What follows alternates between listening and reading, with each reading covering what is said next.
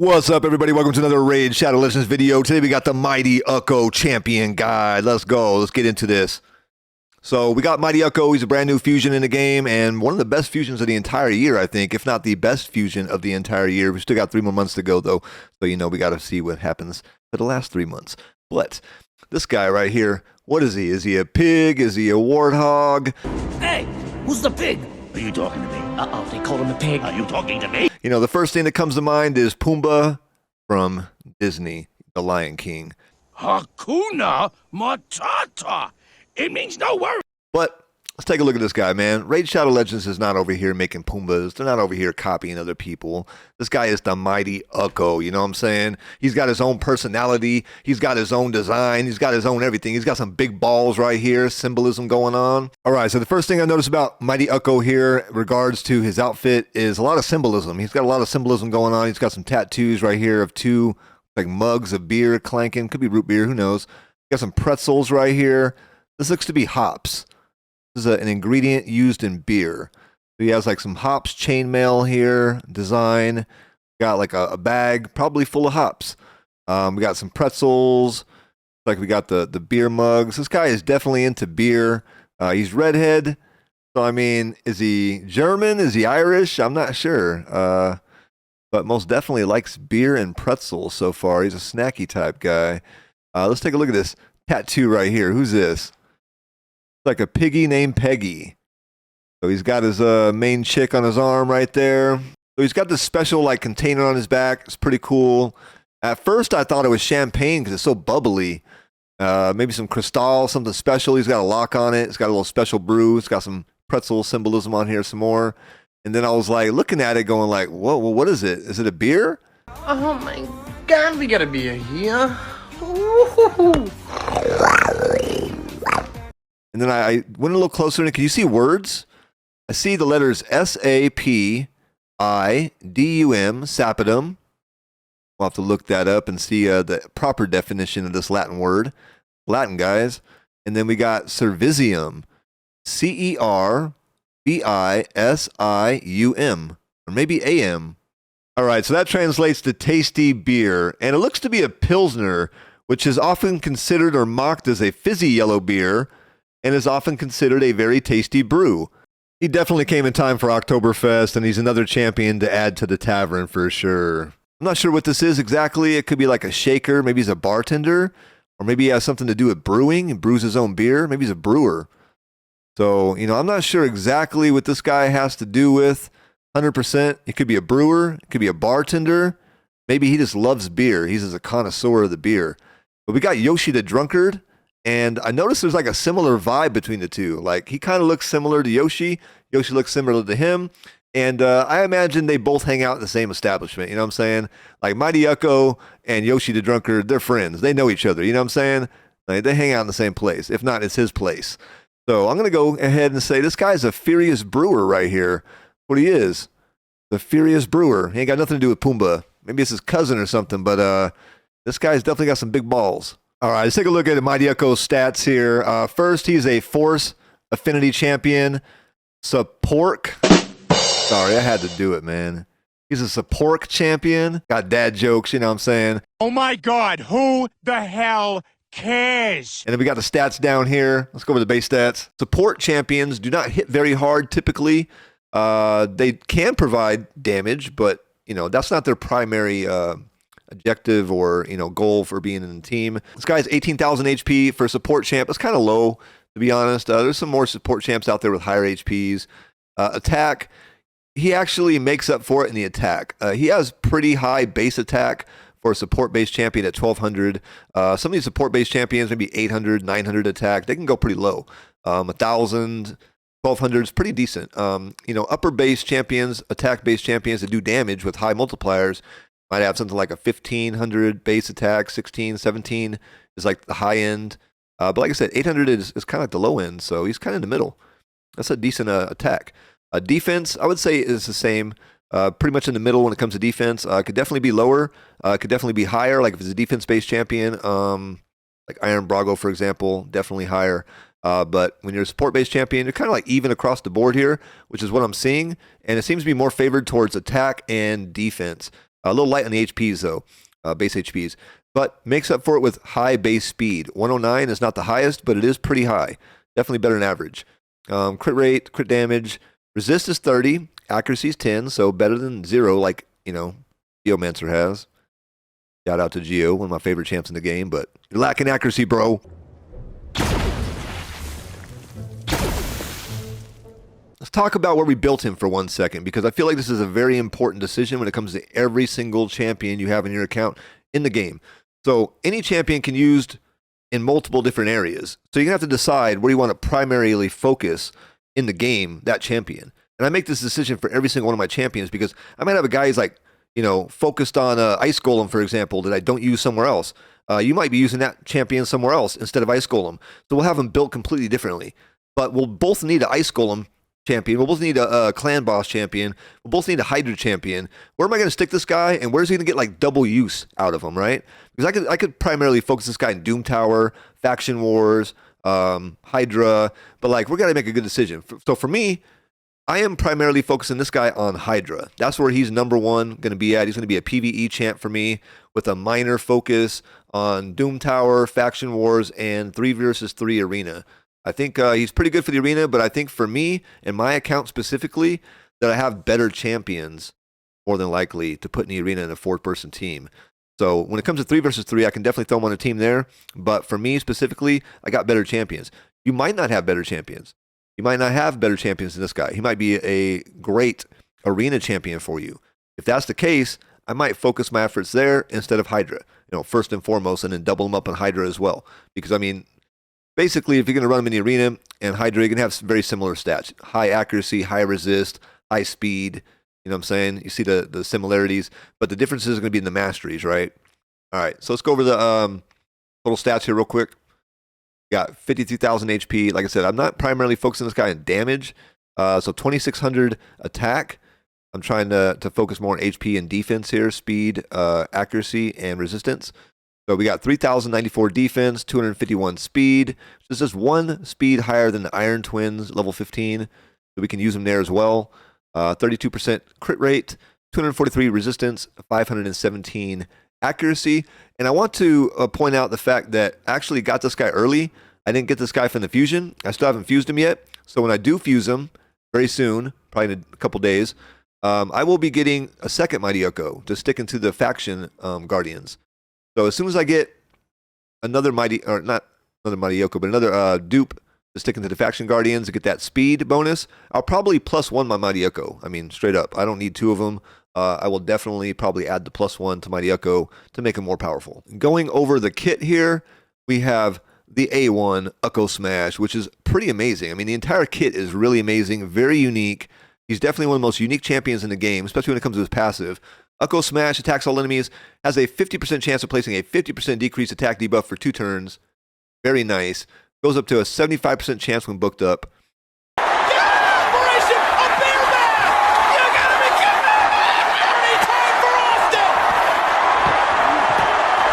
Now, book priorities, I would say, you really want to book this guy up. He's really good to book up the A1, the A2, the A3, all of it. It's all good. So he has 10 books, high priority on all these skills.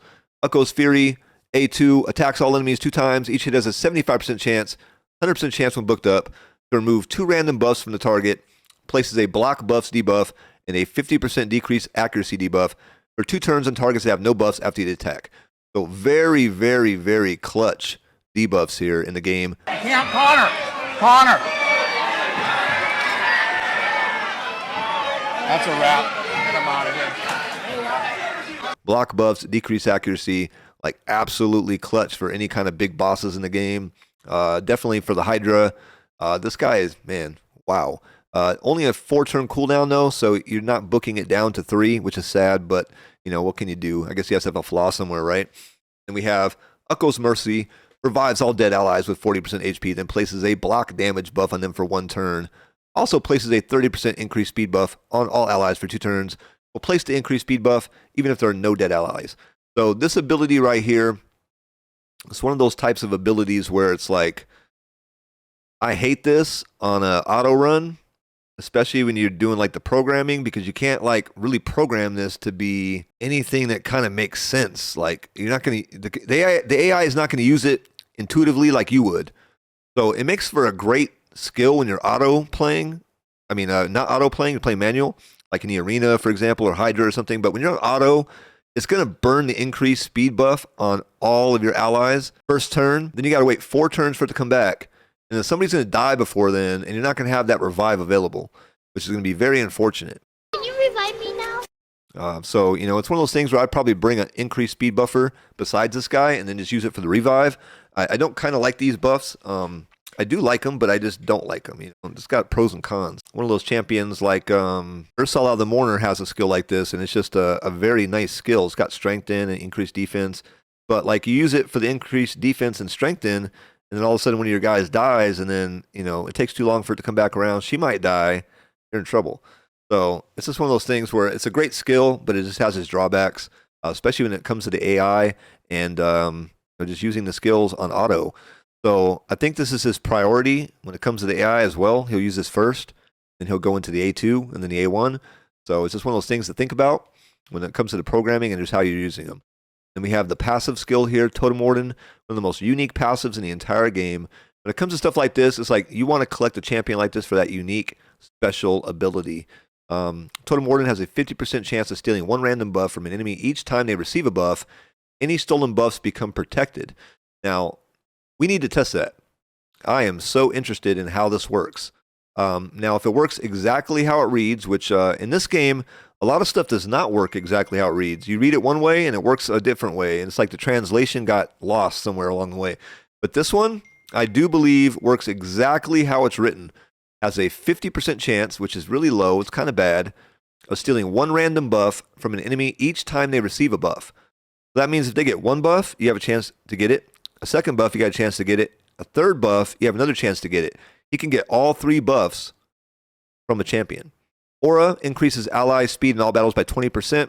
Going back to the passive, I do believe he can steal buffs from basically anybody at any time. And 50% chance is just kind of low because, like, when you see it in action, it's really just not firing off as much as that suggests. Like, you would think you get every other one. But the reality is you might get like 10% of them. And they might throw 10 buffs out there, you get 1. You just go like, wow. But we're going to investigate that. Let's go check it out now. We'll go test it out on Krisk. We'll test it out on Necrit. We'll see if we can steal those buffs that get placed right before the match starts. And we'll see if we can steal like a stone skin. So here we go. What do you guys think? Can we get the shield? Damn, son, where'd you find this? Let's go.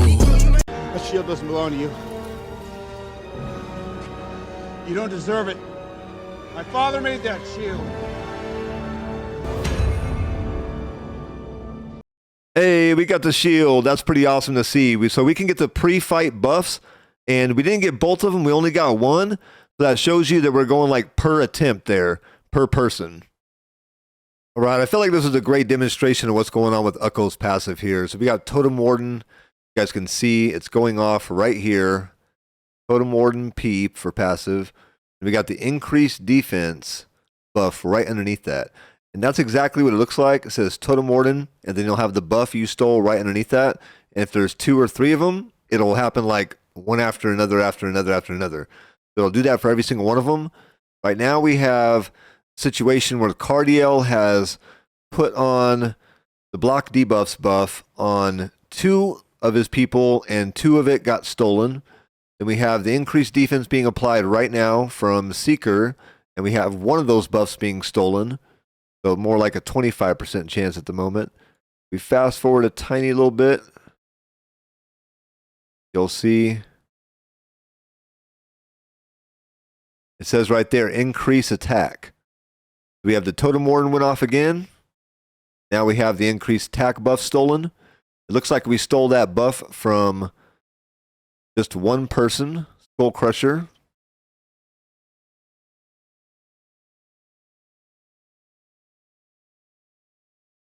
All right, now if you guys noticed, 2 this time.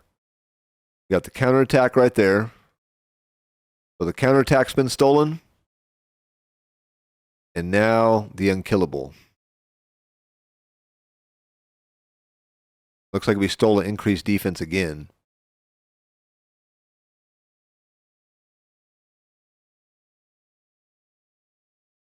So that's what it looks like right there when you're stealing a lot of buffs. And, you know, still, even though it's only a 50% rate, you go, well, how many buffs am I stealing over here? So we got one counterattack buff. We got the unkillable buff. Still 2 counterattacks out there. I mean, like, it's changing the match a little bit, but it's not really changing the match a ton. So it's like you can see his passive in effect here. Now, that's really cool, though, when you got all those buffs right there and they're all protected. There's nothing the other team can do about it because this guy is like a tank now.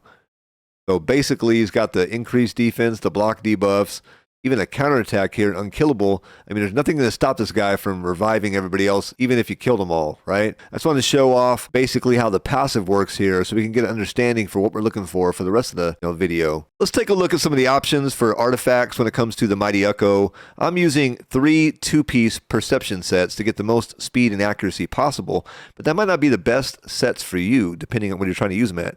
Let's go over some of the best sets in the game. I would say when it comes to 2-piece sets, speed is a very good option here. Resistance, possibly. Accuracy is why I went with perception. When it comes to some of the 4-piece sets that are pretty nice, he has an A1 and an A2 that are AoE, and stun set comes to mind right off the bat. If you're trying to use this guy in the arena, Doom Tower Waves, Faction Wars, stun set could be, you know, a pretty nice option there.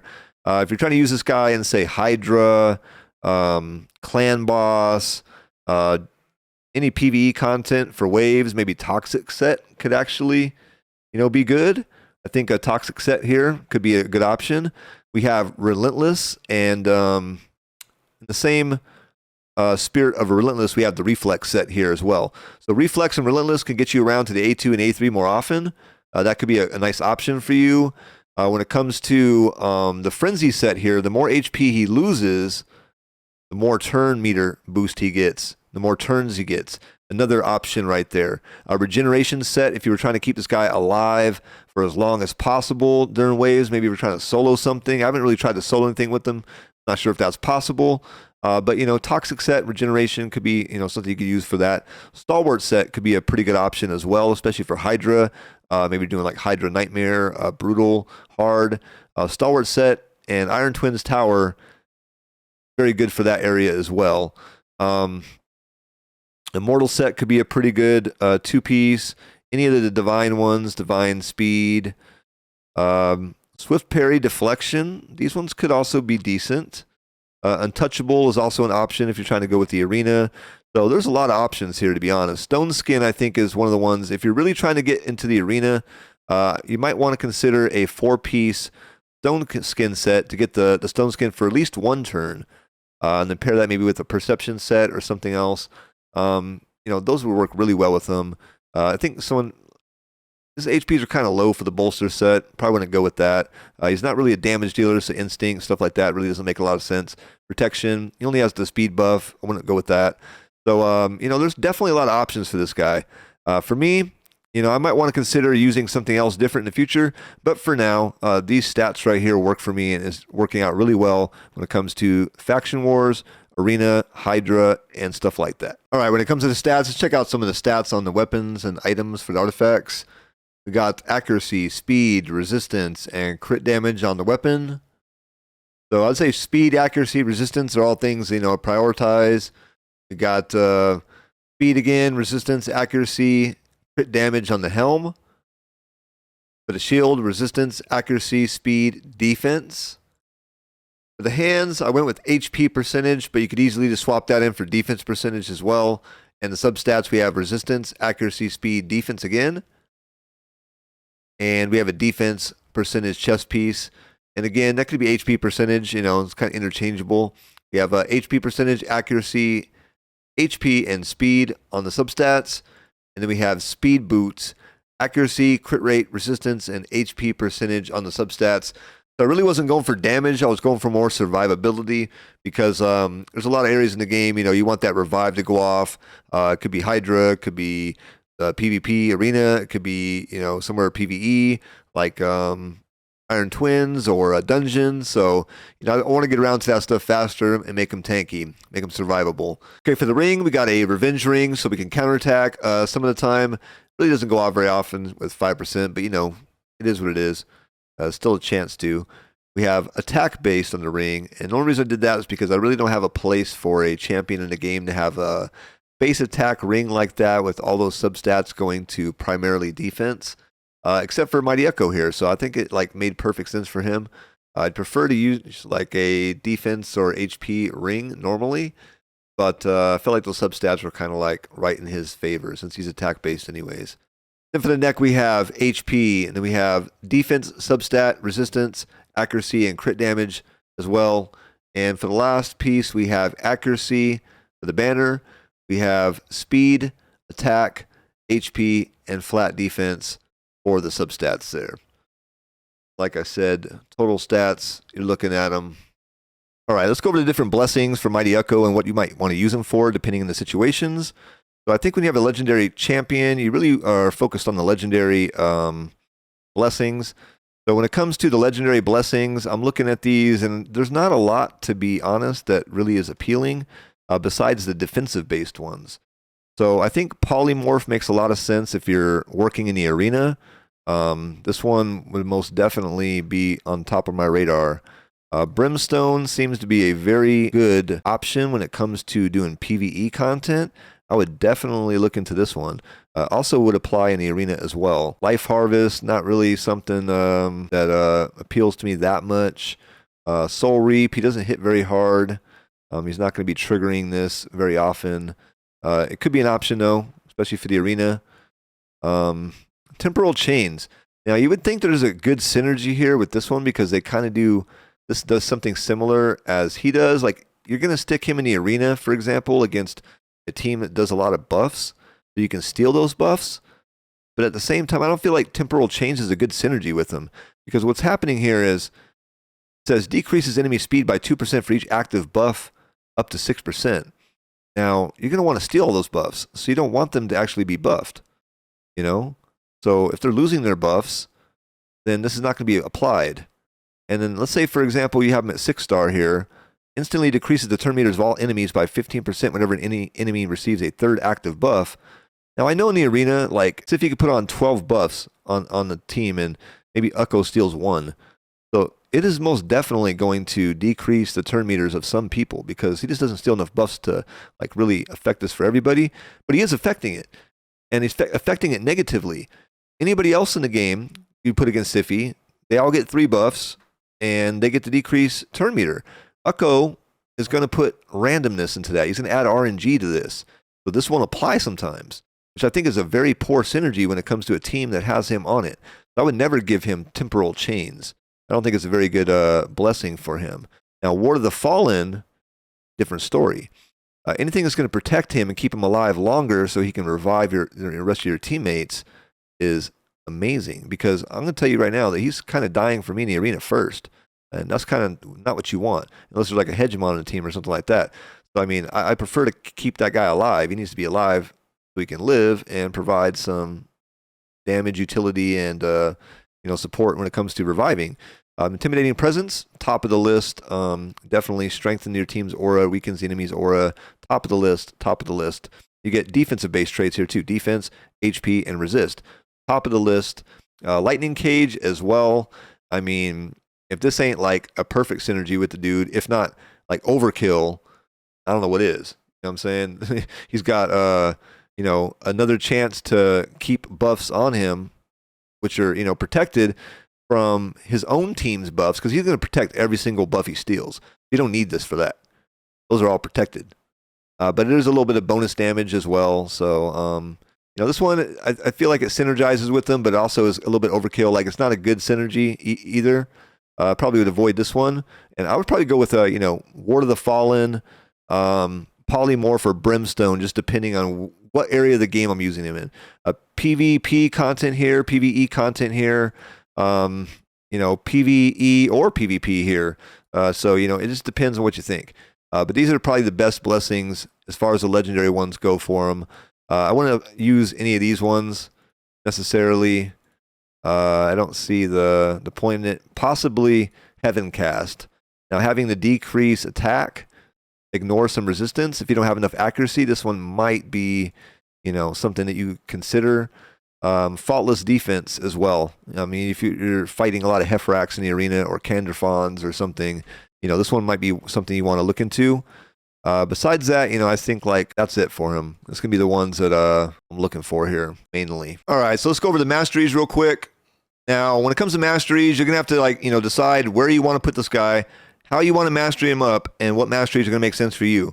So for me, when I'm using him in PvE content, I'm specifically focusing on Hydra first, then Doom Tower second, Arena third. Then we got to start, you know, focusing on specific masteries that might fit that. So these masteries might not be the best fit for you. You guys make sure you guys make that determination for yourself. But I'll tell you guys why I chose the ones I chose and go over the whole thing here. So first and foremost, we have offense and we have support tree. Now I went for the accuracy because I feel like his passive skill is what makes him most unique, and the A2 is probably, you know, his best ability, as well as his A1 being able to put the decreased attack is very important. You want the accuracy, you want to land those. So I feel like support tree made a lot of sense. At this point, you could choose defense or offense. Now, me going with Hydra, I'm going with offense. If I had chosen Arena, it might have made more sense to go with defense, or even Helm Smasher, or just a different combination of different things. But for me, Hydra, here's what I wanted. Okay, we're going to go after the crit rate first. Now, you'll notice I did not focus on crit rate when it came to, you know, his build, but he's up to about 30-something%, and that's good enough for me. So that's about 1/3 of the time he'll crit. We'll take it. Crit damage, logical choice for the second one. We have Shield Breaker because obviously those Hydras like the shield, and it's just one of the things we're going to have to go through, as well as the arena as well, just in case, you know, they have a protected shield set like Bolster or, you know, Necrit, or you got going in a protection set like Krisk. So we might have to go through some shields, you know what I'm saying? We got the single out. We're just going straight down the line to War Master, basically.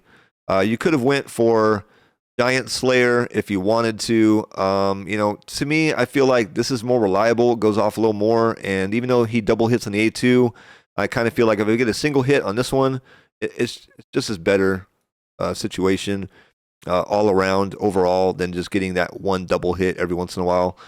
So we got Methodical for the A1. We have Bring It Down. And then moving over to support tree, I went with accuracy. You know, let's say he had really high accuracy, super high. You know, maybe you choose a little more survivability with steadfast, but I'm going accuracy here. Charge, focus, right down the line, the Swarm Smiter, and then we have Arcane Celerity. Get the decrease, or sorry, the debuffs, increase turn meter. So we got the Lore of Steel, Cycle of Magic, just in case, you know, we get that extra turn every once in a while on the A2, and then or even A3.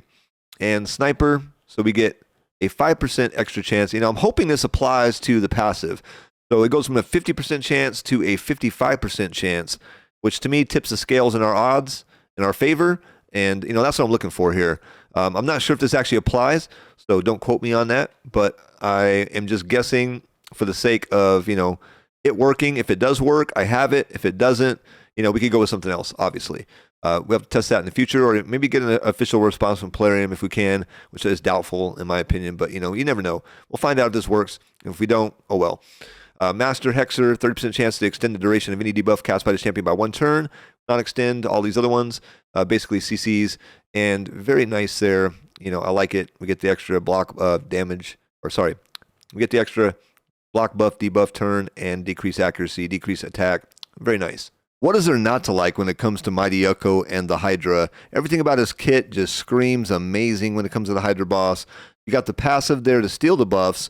That's kind of like icing on the cake for me. I don't even really expect that to really come into play a whole lot during the match. I'm way more interested in his A2 with the ability to strip 2 buffs per attack and put the block buffs debuff on, which I feel is absolutely amazing. Not to mention the decreased accuracy, which is another huge get in the kit.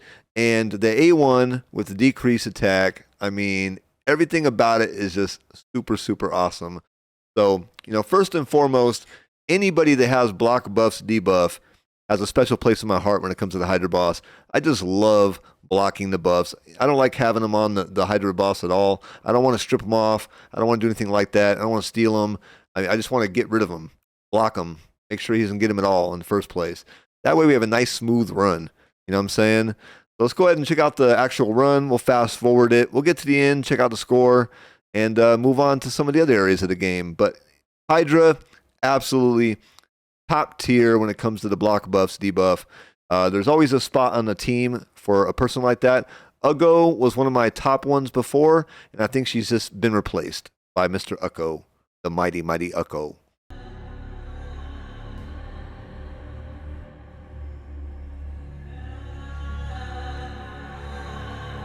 I pulse the slap.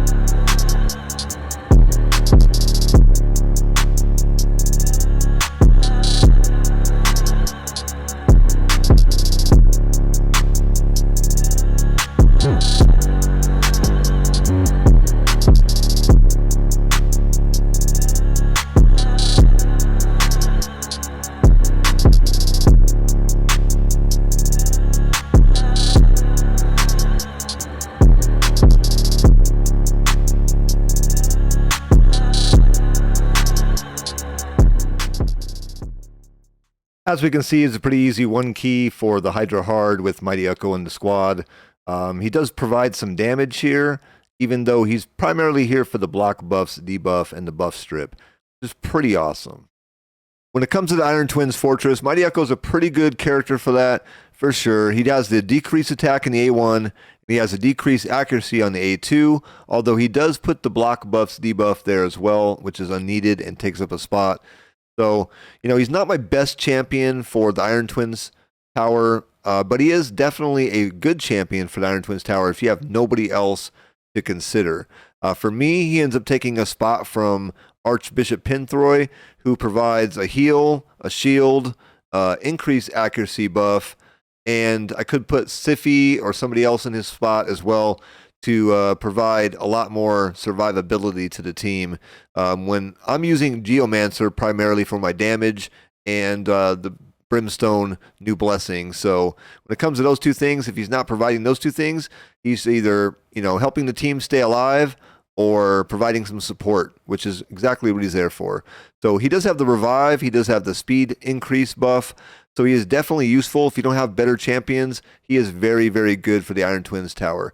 But if you do have better champions like I do, he's probably going to be sitting the bench, at least for this specific fight. This is going to be a super close one, and this is exactly why I said what I said. We are going to get blessed here with some Immortal Soul Essence. Pretty nice. Thrallow's Poisons, Geomancer's HP Burn, and Cardiel Brimstone doing the majority of the damage. Cardiel, clutch with those heals. When it comes to the dungeons, he's pretty good for Dragon. The decreased attack is pretty nice for the waves. The AoE, A1, AoE, A2, really nice for waves. Same thing for Ice Golem. When it comes to Wave 2, you can block the buffs for those reflect damage. Pretty nice on some of those waves. And then when it comes to the decreased attack on the Ice Golem boss, just very nice for the minions as well to, take a little sting out of some of those attacks right there, because he hits pretty hard. When it comes to the dungeons, like the Potion Keeps, very nice when it comes to the buff steal and the buff strip, magic keep, the red potion keep. A lot of those areas, they got the increased defense. They have the shield. So very nice, especially with the revives. Just a super support champion. One of the best fusions of the entire here. For Faction Wars, there might not be a better Skinwalker in the entire game for this faction. He's absolutely amazing for this. When it comes to stage 21, and I had a particularly hard time with the Skinwalker faction per se, just myself. When it comes to stage 21, if you don't have a reviver, you need a lot of damage to be able to survive, or a lot of healing, a lot of something to be able to get through that with the 3 stars, especially if you want to get Lydia. And this guy gives you the revive you needed. So you have Horfories, the Tusked, when it comes to this faction. But besides that, if you don't have him, there's really no revivers. Rain Beast has a little bit of a revive on him. So, you know, it is what it is. But this guy's going to carry you through Faction Wars. He's going to be top notch. Take a look at the arena real fast at the kind of the different teams I used for Ukko. I tried him on a Go First team. Worked out pretty well when it comes as a buff stripper, but probably not as well as Madame Saris. I don't think he's going to be taking her job anytime soon. But he was interesting in this role if you don't have a Madame Saris or if you don't have a buff stripper. Now you have one. So pretty cool there. I tried him in a Go Second team, which was very, very effective. He's very good at, you know, reviving your champions, bringing them back. Siffy and him make a nice combo. I tried him in, you know, a couple different areas, and, you know, he seemed to be pretty good, especially in the Go Second teams. You know, I was pretty impressed. Most definitely someone I would like to use pretty often. I found a pretty good role for him in being able to kill the unkillable champs. That's Skull Crown, Leorius the Proud. Being able to block the buff before they can put it on makes them very easy to kill, or remove it and then kill them in the same breath, the same attack. So very nice at doing that kind of stuff in the arena for sure. So before I wrap this video up, I'm going to put up my infographic from the Mighty Ukko, give them my rankings, and then go over, like, you know, just basically my final thoughts. I do want to go over the clan boss really fast though, and I'm not going to show a lot of footage of that. If you don't have a better champion for the clan boss, by all means use the Mighty Ukko. He has a decreased attack. That's pretty nice in the A1. If you can get him with the War Master, he can do some damage. But for me, he's not going to be in none of my clan boss teams. He's not really the type of guy I want in that area. So I don't have him designed for that. But Faction Wars, Hydra boss, that kind of stuff. Doom Tower, also very nice at Doom Tower waves. So go ahead and use this guy anywhere. You can put him on any team, anywhere in the game. I mean, he's very, very good if you don't have better champions that do what he does. I got him rated very, very high. Definitely a little overrated in some areas. The passive's a little overrated, especially for the arena. But definitely a top-tier champion when it comes to many areas of the game. Definitely use this guy. I have no regrets. I love him. He's definitely got a couple spots on my team. Replaced Ukko on my main Hydra team, stuff like that. So hopefully you guys enjoyed the video. If you guys do, please like, comment, and subscribe. And I'll see you guys in the next video. You guys take it easy. Peace.